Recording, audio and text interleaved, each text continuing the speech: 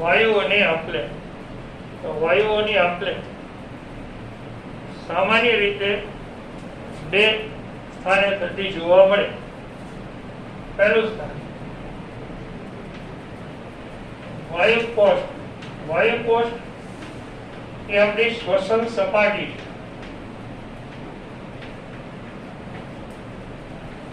અને રુધિર વાહિની વચ્ચે. અને બીજું રુધિર વાહિની અને પેશી કોષ. આ બે સ્થાને સામાન્ય રીતે વાયુઓની આપલે થાય. હવે જે વાયુઓની આપલેની પ્રક્રિયા આખી થાય છે તે વાયુઓની આપલે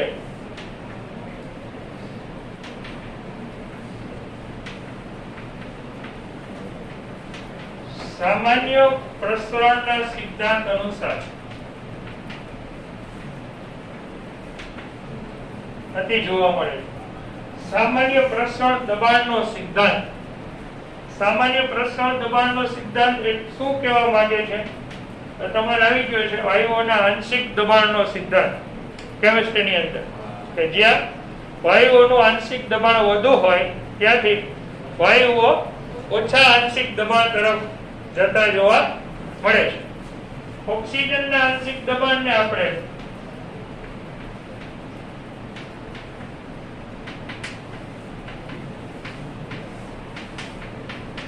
PO2 તરીકે દર્શાવી શકીએ અને એવી જ રીતના કાર્બન ડાયોક્સાઇડના આંશિક દબાણને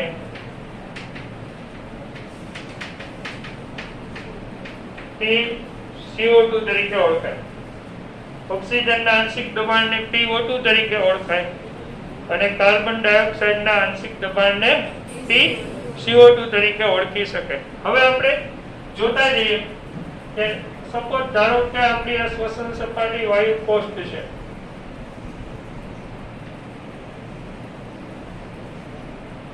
ફેફસા અથવા તો વાયુ કોષ્ઠ સમજી લઈએ. એની આસપાસ રહેલી રુધિર કેશિકા છે.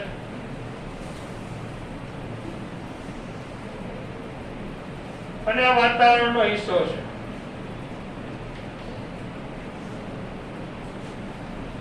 તો વાતાવરણમાં PO2 નું મૂલ્ય આ જે આંશિક દબાણ છે એ mmHg માં માપી શકાય.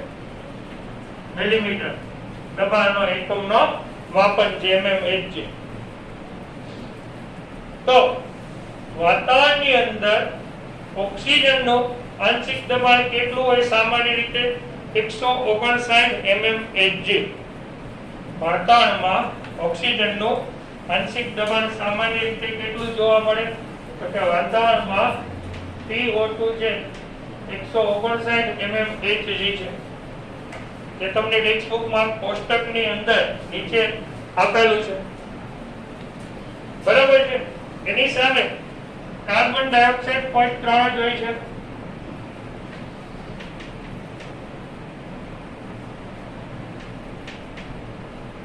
હવે આ હવા જ્યારે અંદર પ્રવેશે એટલે આપણે જ્યારે શ્વાસની ક્રિયા કરીએ ત્યારે વાયુઓને અંદર લઈએ.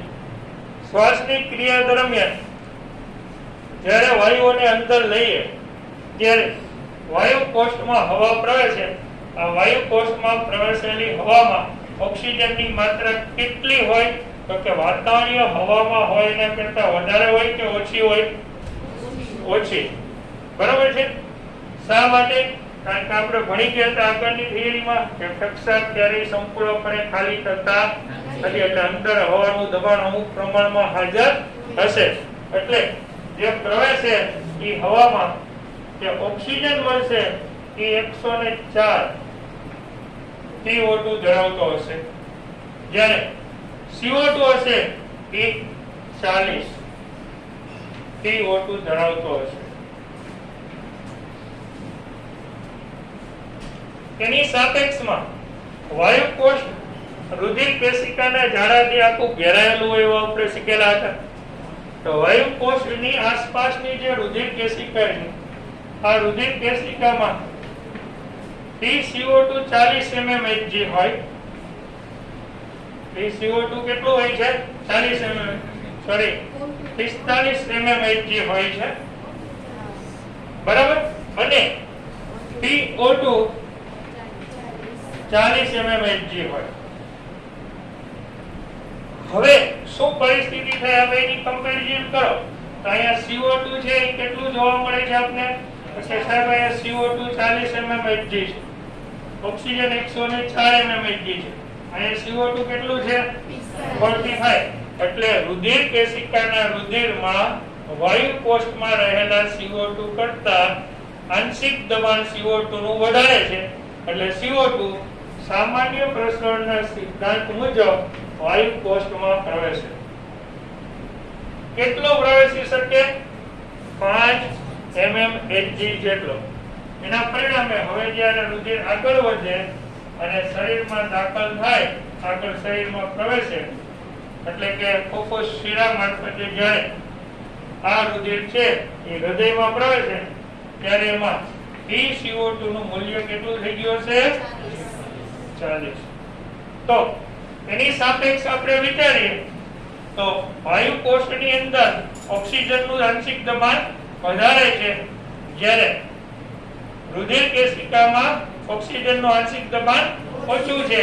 અને વાયુ કોષમાં પ્રવેશેલી હવામાંથી ઓક્સિજન રુધિર કેશિકાના રુધિરમાં પ્રવેશે અને ઓક્સિજન અંદર આવશે. કેટલો ઓક્સિજન અંદર આવી શકે? તો અંદર આવતા ઓક્સિજનનું મૂલ્ય PO2 નું મૂલ્ય 95 mmHg જેટલું થાય. કેટલું થાય મૂલ્ય? 95 mmHg જેટલું થાય. એટલે ખૂબ વધુ માત્રામાં ઓક્સિજન છે એ રુધિરમાં પ્રવેશ. આટલું ક્લિયર કર થઈ ગયો? તો વાયુઓની પહેલી આપણે જે થઈ છે એ વાયુ કોષ અને રુધિર કેશિકા વચ્ચે એટલું બધાને ક્લિયર સમજાઈ ગયું. હવે આ બધું વહન પામશે. આ બધું વહન પામી અને ક્યાં સુધી પહોંચે? તો કે સાહેબ આ બધું વહન પામી અને પેશી કોષ સુધી પહોંચે. આનો પરિવહન પર બધા શરીરમાં ધમની મારફતે આગળ વધશે અને ધીમે ધીમે હૃદયમાં જાય. હૃદયમાંથી ડાબા કોણકમાંથી ડાબા ક્ષેપકમાંથી ધમનીકાંડમાં, મહાધમનીમાં અને મહાધમની મારફતે ફરતું આખા શરીરની ધમનીઓ મારફતે પેશીકોષ સુધી રુધિર પહોંચે. તો અહીંયા આપણે દોરી નાખીએ પેશીકોષ.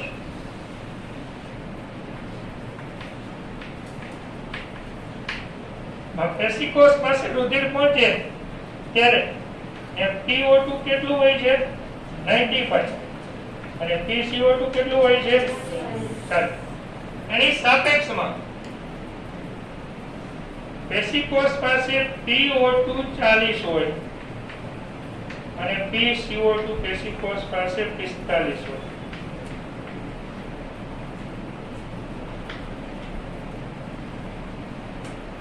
એટલે અહીંયા રુધિર કેશિકાના રુધિરમાં PO2 વધારે છે જ્યારે PCO2 ઓછો છે. હવે પરિસ્થિતિ શું થશે? ઓક્સિજન અંદર આવશે અને કાર્બન ડાયોક્સાઇડ. એટલે જ્યારે રુધિર શિરામાં જશે, કારણ કે આ બાજુની રચના એટલે શું થઈ ગયું? શિરા. આ રચના એટલે ધમનીય વહન કહેવાય, આ શિરીય વહન કહેવાય. શિરીય વહનમાં જ્યારે પ્રવેશે ત્યારે ત્યાં PCO2 થઈ જશે 45 mmHg અને PO2 થઈ જશે 40 mmHg. જેટલો ઓક્સિજન આવ્યો હોય એટલો પેશીકોષ લઈ ફરી પાછું વાયુ કોષ પાસે જાય. આ પ્રકારે પરિવહન થતું. તો આપણને એમ થાય કે સર CO2 તો ખાલી 5 mmHg જેટલા ડિફરન્સ છે, તો કેમ CO2 વધારે બહાર નીકળતો હશે? બરાબર, ઓક્સિજન તો મોટો ફેરફાર દર્શાવે ને 55 mmHg જેટલો. તફાવત 55 જેટલો છે ને, 40 ને 95 થઈ ગયા એટલે 55 mmHg નો તફાવત છે. CO2 માં કેમ વધારે CO2 નીકળતો છે? CO2 ની જે ક્રિયાશીલતા છે ને, આંશિક દબાણ એ ઓક્સિજન કરતા 20 થી 25 ગણી વધારે હોય. એટલે એની પ્રસરણ પામવાની ઝડપ ઓક્સિજન કરતા કેવી હોય છે? વધારે. એટલે 5 mmHg જેટલું દબાણ હોય તો એ વધુ માત્રામાં જે એ વાતાવરણમાંથી શરીરમાંથી વાતાવરણમાં પ્રવેશે છે. સમજાઈ ગયું? એની પ્રસરણ ઝડપ છે ને એ ઝડપ ઓક્સિજન કરતા કેવી છે? વધારે. કેટલી? 20 થી 25 ગણી વધારે. એટલું ક્લિયર થઈ ગયું? હવે આપણે આ જે શ્વસન સપાટી છે તો વાસ્તવમાં શ્વસન સપાટી શેની બનેલી હોય એની ચર્ચા કરી.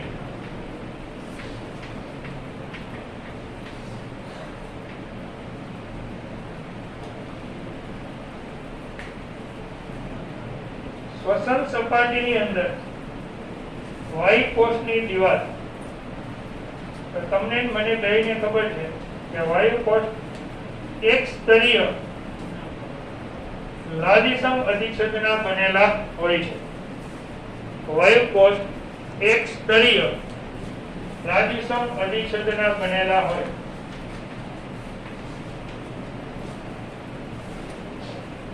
અને આપણે લાદીસમ અધિચ્છદ બોલીએ તો એક સ્તરીય બોલવાની જરૂરિયાત રહેતી નથી. જ્યારે રુધિરવાહિનીની દિવાલ, આ રુધિરવાહિની છે એની ફરતે આવેલી, ધારો તો રુધિરવાહિનીની દિવાલ, રુધિર કેશિકાની દિવાલ પણ એક સ્તરીય તરંગિત લાદીસમ અધિચ્છદની બનેલી હોય. એટલે રુધિરવાહિનીની દિવાલ એક સ્તરીય અધિચ્છદની બનેલી છે. વાયુકોષની દિવાલ કેટલા સ્તરની બનેલી છે? રુધિર કેશિકાની દિવાલ એક સ્તરીય લાદીસમ અધિચ્છદની બનેલી. વાયુકોષની દિવાલ એક સ્તરીય લાદીસમ અધિચ્છદની, બંને એક સ્તરીય અધિચ્છદની બનેલી દિવાલ છે. અને બેયની વચ્ચે શ્લેષ્મીય પડ આવેલું હોય, શ્લેષ્મ હોય.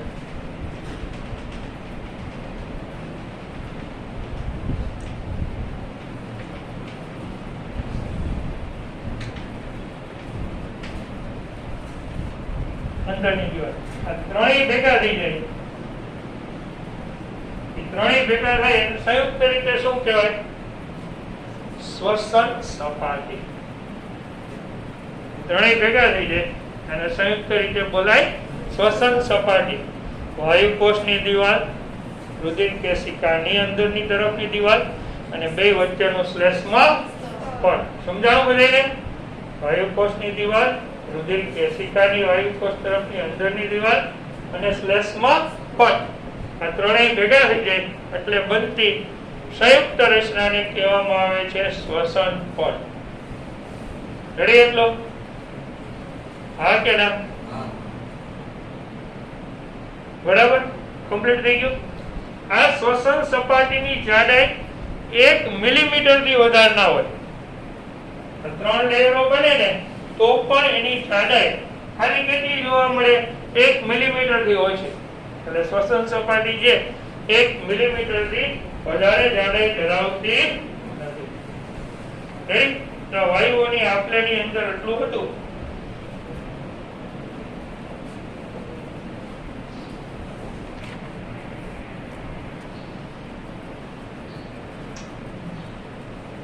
કે વાયુઓનું વહન, તો વાયુઓનું વહન ક્યાંથી ક્યાં થાય છે? કે સૌ પ્રથમ વાયુઓ શ્વાસની ક્રિયા કરીએ એટલે કક્ષામાં પ્રવેશે. કક્ષામાં અંતે ક્યાં આવે? વાયુકોષ. વાયુકોષમાંથી શ્વસન સપાટીને પાર કરે અને શ્વસન સપાટીને પાર કરી વાયુઓ રુધિર કેશિકામાં પ્રવેશે. વાયુકોષની આસપાસની રુધિર કેશિકામાં વાયુઓ પ્રવેશે, શ્વસન સપાટીથી પ્રવેશે. ત્યાંથી રુધિર કેશિકામાંથી વાયુઓનું વહન શરૂ થાય. વહન અહીંથી શરૂ થાય. વાયુકોષની આસપાસની રુધિર કેશિકાથી દ્રાવ્ય અંદર પ્રવેશેલા વાયુઓનું વહન શરૂ થાય. એટલે મુખ્યત્વે કયા વાયુઓનું વહન હોય? ઓક્સિજન. આ વાયુમાં વહનમાં રુધિર કેશિકાની અંદર વહન થતું હોય તો રુધિરના 2 ઘટકો છે. રુધિરના એક ઘટક તરીકે રક્તકણ હોય, એક ઘટક તરીકે રુધિર રસ હોય અને એક ઘટક તરીકે શ્વેત પણ રુધિર કણિકા.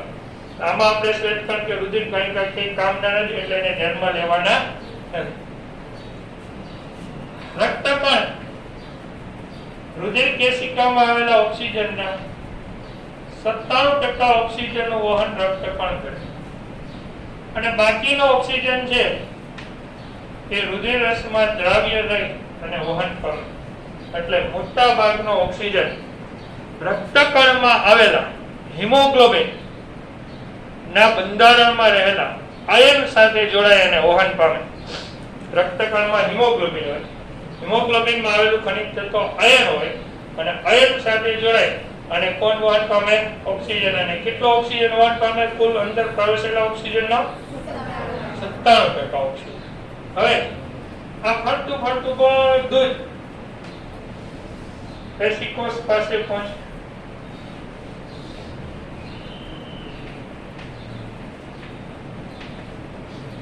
અને પેશિકોષ આ ઓક્સિજન લે. પેશિકોષે લીધેલા ઓક્સિજનની મદદથી ગ્લુકોઝનું દહન થાય. ગ્લુકોઝનું દહન થાય એટલે કાર્બન ડાયોક્સાઇડ ઉત્પન્ન થાય અને ઉત્પન્ન થયેલો કાર્બન ડાયોક્સાઇડ ફરી પાછો રુધિર કેશિકામાં ભળે. રુધિર કેશિકામાં ભરેલો કાર્બન ડાયોક્સાઇડ રક્તકણ દ્વારા પણ વહન થાય આશરે 20 થી 25%. પછી બાયકાર્બોનેટ સ્વરૂપે 70% ઓક્સિજનનું વહન થાય. બાયકાર્બોનેટ સ્વરૂપે 70% ઓક્સિજન વહન પામે. જ્યારે રુધિર રસમાં દ્રાવ્ય ઓક્સિજન આશરે 60% જેટલો વહન પામે. અને આ રીતે વહન પામતો પામતો બધો ઓક્સિજન ક્યાં પહોંચી જાય? વાયુ કોષ પાસે, જ્યાં આંશિક દબાણ અનુસાર CO2 વાયુ કોષમાં આવી જશે, ઓક્સિજન રુધિરમાં પડશે. આ રીતે વાયુઓની આપલે થતી જોવા મળે છે. એમાં હવે આપણે જોવાના છીએ ઓક્સિજનનું પરિવહન પ્રોપર કેવી રીતના થાય છે એની ચર્ચા.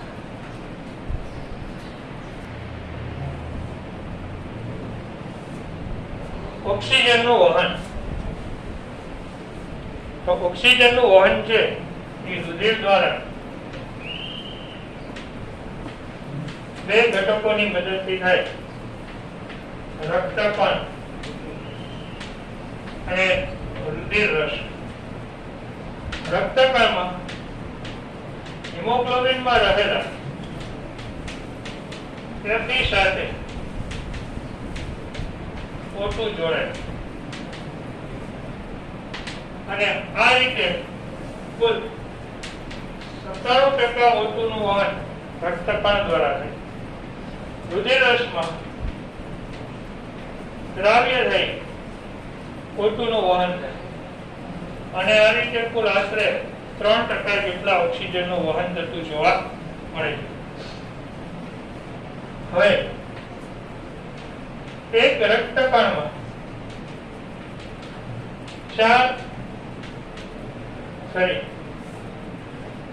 એક હિમોગ્લોબિનમાં 4 હિમ સમૂહ હોય છે. એક હિમોગ્લોબિનની અંદર 4 હિમ સમૂહ આવેલા હોય આવું આપણે શીખેલા છે. 4 હિમ સમૂહ હોય તેથી 4 Fe હોય અને તેથી તે 4 O2 સાથે જોડાઈ શકે. આમ એક Hb હિમોગ્લોબિન 4 O2 નું વહન કરી શકે. હવે આ પ્રક્રિયા કઈ રીતના થઈ છે આપણે પહેલા એની રાસાયણિક પ્રક્રિયાઓ શું થાય છે રક્તકણમાં શ્વસન સપાટી પાસે એની ચર્ચા કરીએ. પછી આપણે લેખસુખની ચર્ચાઓ જોશું.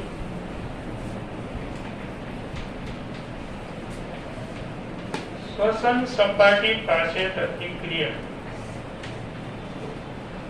તો શ્વસન સપાટી પાસે રક્તકણમાં હિમોગ્લોબિન A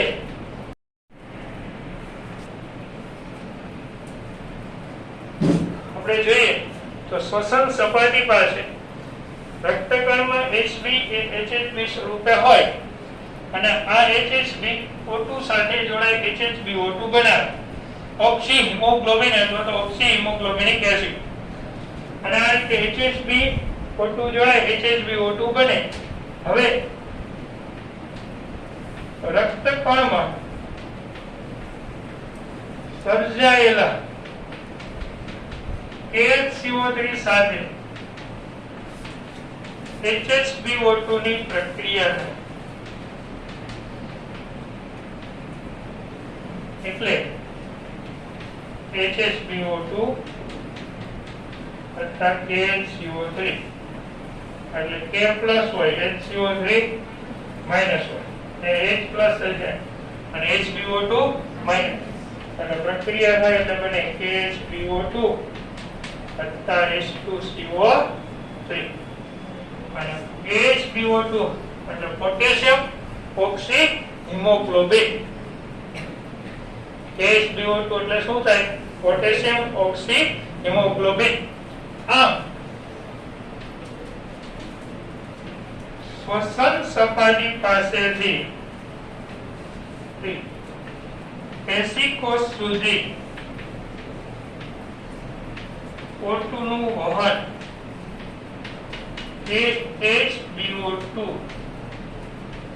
સ્વરૂપે થાય છે. શ્વસન સપાટીથી પેશીકોષ સુધી ઓક્સિજનનું જે 97% રક્તકણ દ્વારા થાય એ કયા રાસાયણિક સંયોજન સ્વરૂપે થતું હશે કે HbO2 સ્વરૂપે થતું જોવા મળે. આ મોસ્ટ ઇમ્પોર્ટન્ટ એમસીક્યુ પણ છે કે શ્વસન સપાટીથી પેશીકોષ સુધી ઓક્સિજનનું વહન કયા રાસાયણિક સંયોજન સ્વરૂપે રક્તકણમાં થાય તો કયું સંયોજન HbO પોટેશિયમ ઓક્સી હિમોગ્લોબિન. રાસાયણિક પ્રક્રિયા જે થાય છે શ્વસન સપાટીએ એની રાસાયણિક પ્રક્રિયા હતી.